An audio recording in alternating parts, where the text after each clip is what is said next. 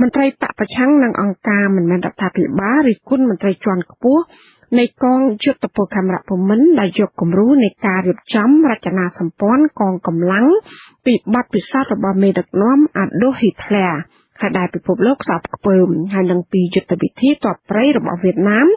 ថាពុំសមស្របនឹងស្ថានភាពនៅកម្ពុជាឡើយការលើកឡើងនេះគឺបន្ទាប់ពីមេបញ្ជាការកងរាជអាវុធហត្ថលើផ្ទៃប្រទេសអះអាងពីការរៀនសូត្រតាមមេដឹកនាំផ្ដាច់ការរបស់អាល្លឺម៉ង់រូបនេះនៅក្នុងកិច្ចប្រជុំបូកសរុបការងារកងរាជអាវុធហត្ថដែលបានអនុវត្តនៅដើមឆ្នាំ2014កន្លងទៅនេះទោះជាយ៉ាងណាក៏ដោយការប្រើកម្លាំងប្រដាប់អាវុធដ៏សន្ធឹកសន្ធាប់បង្ក្រាបទៅលើកម្មករដែលតវ៉ាទាមទារតម្លើងប្រាក់ឈ្នួលដោយសន្តិវិធីនាពេលនោះលោកសៅសុខាមេបញ្ជាការកងរាជអាវុធហត្ថលើផ្ទៃប្រទេសអះអាងថា